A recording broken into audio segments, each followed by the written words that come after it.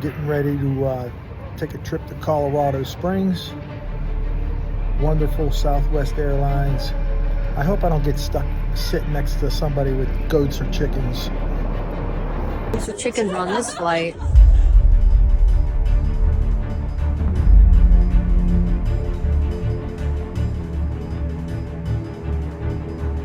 Make sure all carry-on items are completely underneath the seat in front of you or in the overhead bin.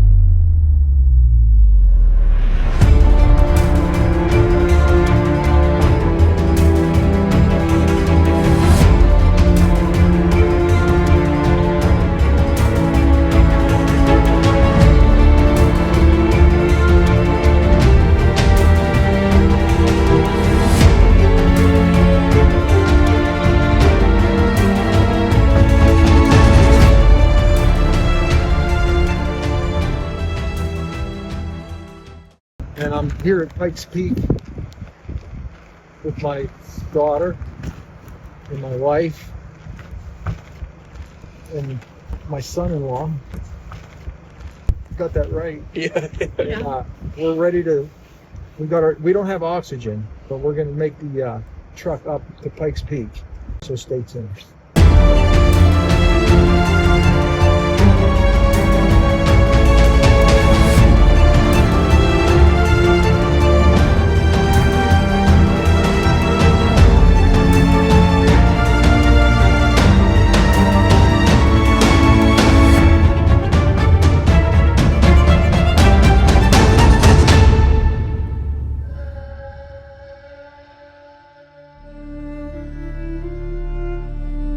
We'll stop you. So this is where we're going to stop. All right, so we're here at 2/3 of the way up Peak. And if you look, you can see shadows of the clouds behind me here as the clouds are coming over the mountain. So it's 28 degrees up here. It was 48 at the base. Yeah. And it's 28 right now. Let's go And it's inside. cold, it's windy. So we're gonna head in.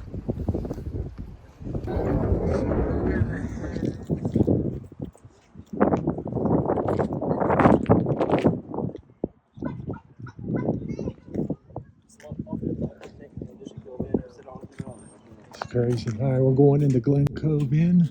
Elevation 11,450 feet. Thanks for listening.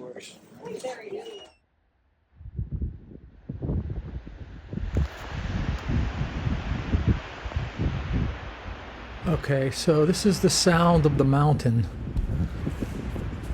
and I just love how that sounds with the wind and the snow. We weren't expecting that. One of the things that was really striking was how the clouds are coming right up over the mountaintop, and you can kind of see the shadows of the clouds moving. It was very windy up there, and we're right at the tree line, which is where all of these evergreens, the pine trees, and the aspens grow. We couldn't go all the way to the summit. The remaining of the way up, that roadway was closed. So the plan is we are going to take the train up all the way to the summit tomorrow. But still was a pretty cool day. Very warm in the afternoon down at the base, and just cold and windy up on that mountain.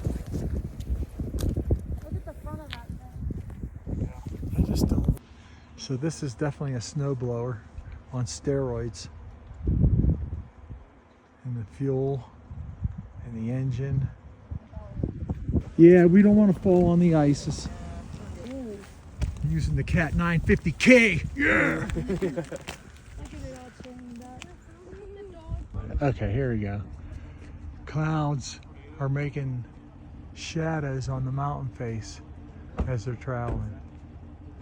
I just think that is so cool.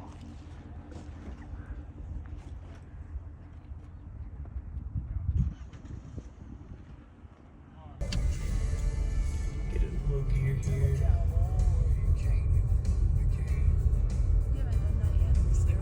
Have not. It says downhill assist. Oh, I love the parallax. The sideways, a little bit, and then you get the parallax.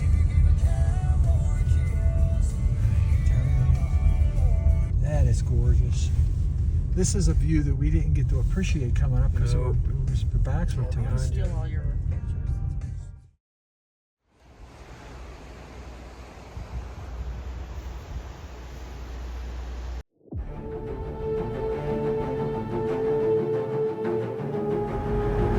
Train just pulled in the station.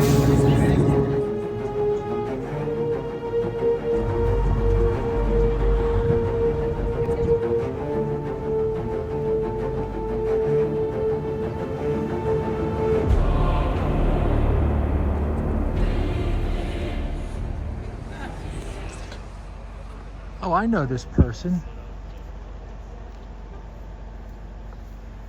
What's going on, Scooch? Not much. Ready So for what the do you? train? I am. Yeah? Yeah. Stand over here so I can get the train in the background. Look at the camera. All right. What's 2 times 5? 2 times 5 is 10. Minus 4 6, divided by 3 2. times 5. Hold on, what? 2 times 5, 10? And how do you say 10? 10. 10. 10. 10, like T-I-N. Say 10. 10. Say there's only about 10 people down there. Going about 10 people down. So You is that wanna where see we're the going, wire? into the cave? Way up there? Like a tunnel?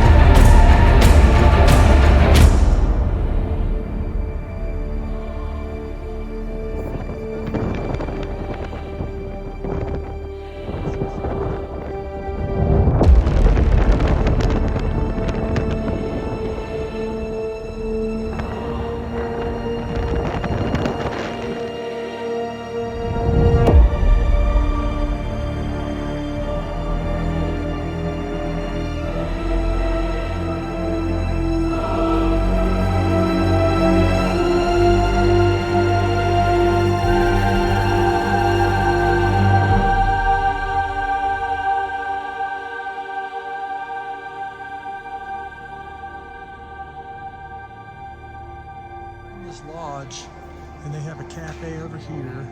They have restrooms straight ahead. They have a nice gift shop over here. And this is an exhibit. So let's check out the exhibit. Let's see what this is going. So it looks like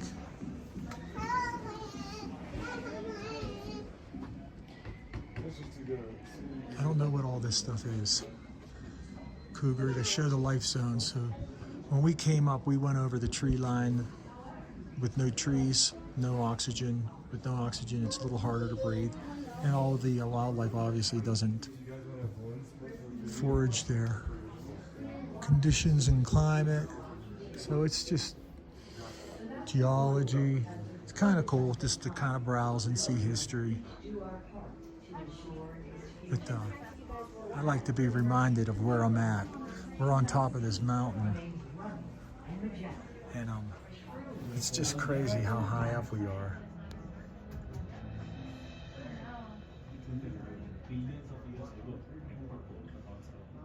Imagine the opportunity to see a bald eagle in this setting with the peak behind me and the fact that it's America's mountain. I don't think that an experience could be more patriotic. So we just kind of browsed around, see what the history was. I found interesting about the people. A lot of them came for the gold rush. I mean, check out these people. 1890s gold rush brought a lot of miners. So on our way up, we were told that there is a gold mine 3,000 feet below the peak, and it's the largest gold mine in the U.S. that is still in operation today. And they mined it. Back in them days, they didn't have the same kind of Under Armour cold wear that we have now. Obviously, a lot of these pioneers had to rough it with the technology of their day. And I just find that amazing. For centuries, indigenous people have lived here, tracing their very creation to the mountain's summit. European explorers and new American settlers also set their sights on the sacred mountain. So we all like this particular diagram. It shows Pikes Peak at 14,115 feet compared to Mount Everest, which is almost double the height at 29,035 feet. And we noticed as soon as we were on the train passing the tree line that it was hard to breathe. They actually sell cans of oxygen up there. And I can't imagine what it would be like at the top of Everest. I mean, it was hard enough breathing at the top of Pikes Peak. Now here's another overview of the train route to the peak. And on the backside there is the roadway, which winds around the backside. But this is the route we took to get up today, was the train. And that's the roadway, which winds all the way around. You can see my daughter's pointing the road. There's Glen Cove. That's as far as we were able to make it yesterday, which is at the tree line. So this is the roadway here as it winds and turns and goes down. Here was Glen Cove. This is the 2/3 of the way, and then it winds and turns. This was the first stop at the reservoir. And this was the way we drove up yesterday, but we could only go this far to where Glen Cove was. We couldn't make this part of the journey. In fact, you could see this little hairpin turn on the roadway. It was all iced over and there were drifts of snow. So we opted to take the train, which comes up the complete opposite side of the mountain. That I'll ever know, and I think to myself, what a wonderful world.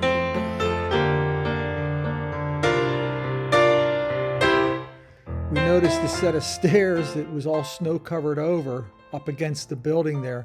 There's a pair of steps that go down to the parking lot for all of the cars when they're here. So we wanted to do one last look before we boarded the train. Just absolutely gorgeous. Love the cog in the middle of the rails there. That's how the train made its ascent and descent with dynamic braking.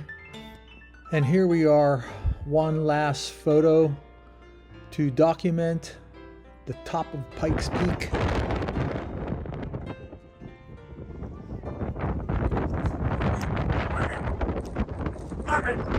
Oh, this wind takes your breath away. It's insane.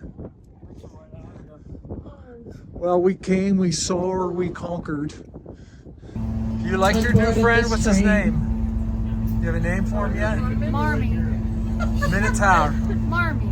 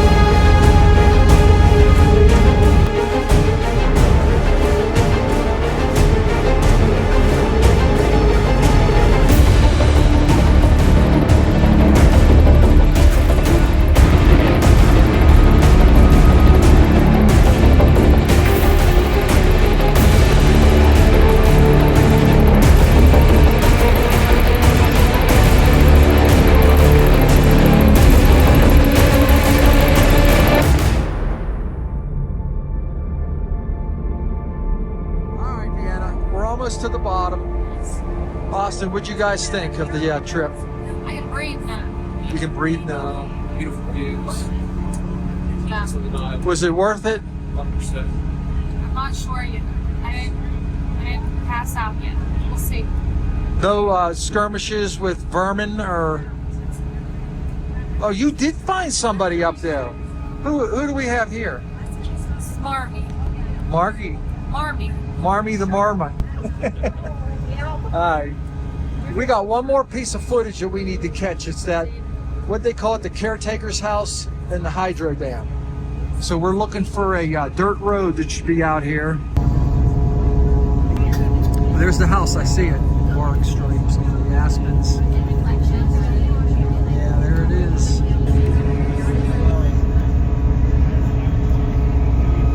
is it right here. I see, I'm good enough. I don't want the house. I want the dam. I had the house already. But you're moving my hand.